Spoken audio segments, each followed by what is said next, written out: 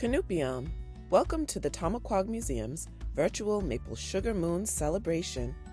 Today, you're in for a sweet treat. Saquon, spring is almost here. Soon, new life will be hatching, budding, and being born all around us. The earth will reawaken, and the grounds will begin to thaw. Traditionally, this season marks the start of a new year. One of the signs that spring is on its way is a change in the weather. The nights may remain freezing cold, but the days are warming up. During this change of season, a gift is given to us from the trees. Wikoniniip, sweet water. It's time for maple sugar. A spile, or tap, often carved from staghorn sumac or elderberry, would be tapped into the tree using a stone hammer to allow the sap to flow out. Baskets constructed from birch bark, a material with antibacterial properties, would be placed on the ground below to catch the dripping sap. Although maples are most well known for sugaring, other trees can also be tapped, like shagbark hickory, black walnut, and sweet birch. The clear liquid sap, Wikoniniip, the sweet water, flows from the tree during the day as long as the temperatures warm to above freezing, 32 degrees. Each night as the temperature falls below freezing, the sap stops running. It takes about 40 gallons of sap boiled down to make just 1 gallon of syrup. Such a precious gift.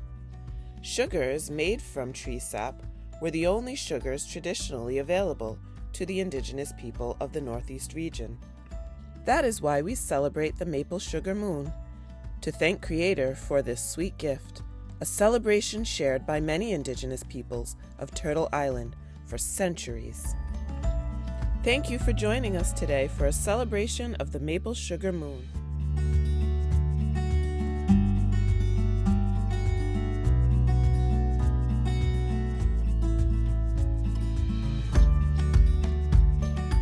Weekapaheek, Mashantucket Sugar Shack. This publication was researched and written by Mashantucket Pequot members Jeremy Whipple and Candace Testa. The faces of Pequot tribal members were used in the watercolor illustrations created by Patrice Lapera. Katabatush, thank you to the Mashantucket Pequot Tribal Nation for allowing us to share an excerpt from this book with you today.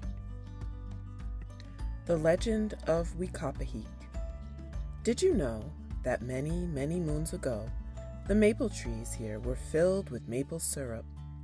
Not sap, but a thick syrup called Weekapaheek, meaning sweet soup.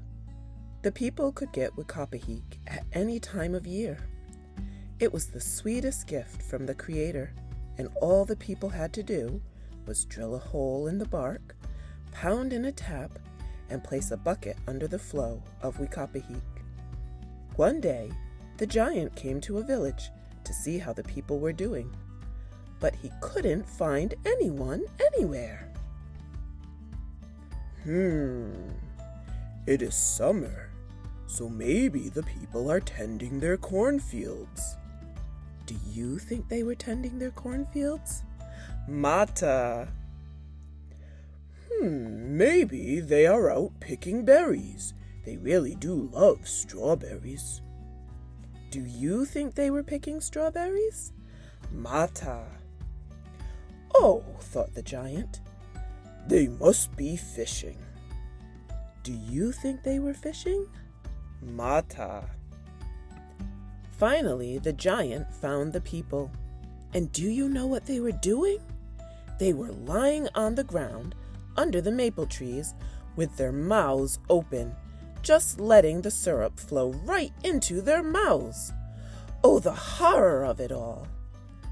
Seeing the people like this disappointed the giant because they were taking the Weekapaheek for granted. They did not honor and respect this gift from the Creator. So the giant made a large bark basket and carried it to the lake. He then filled up his basket with the precious water and dumped the water into the tops of all the trees. Do you know what that did? It made the syrup thin and watery, which became the sap that now flows out of the trees. In order for the people to truly honor and respect anything, the things they want cannot be gotten too easily. So if they want wikapahik, they would have to wait until the nights are below freezing and the days are warm. They would have to gather 40 baskets of tree sap and boil it down for hours with hot stones in order to make one basket of wikapahik. All of the hard work needed to make the wikapahik made the people honor and respect the wikapahik once more. The Pequot people must work very hard to make maple syrup. They know that when the sap begins moving in the trees, it marks the beginning of spring at Mashantucket. The families traditionally gather in the sugar bush for the first Thanksgiving of the year.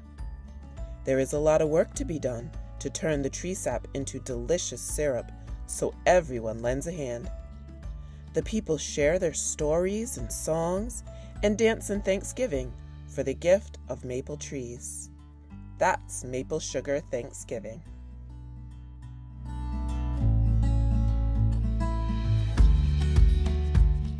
Making maple nassamp is very easy. You need pure maple syrup, white flint cornmeal, salt, which is optional, and boiling water. First, boil 1 cup of water and a little salt if desired. Add a 1/4 cup of maple syrup. Whisk until combined. Slowly add a 1/4 cup of flint cornmeal, a little at a time, whisking continuously to remove any lumps, leaving you with a nice smooth texture. And you're done. Remove from the stove, pour it into a bowl, add sunflower seeds, raw or roasted, if you choose, and top with a little more pure maple syrup to your desired taste. This recipe makes a serving enough for 1 to 2 people. Enjoy!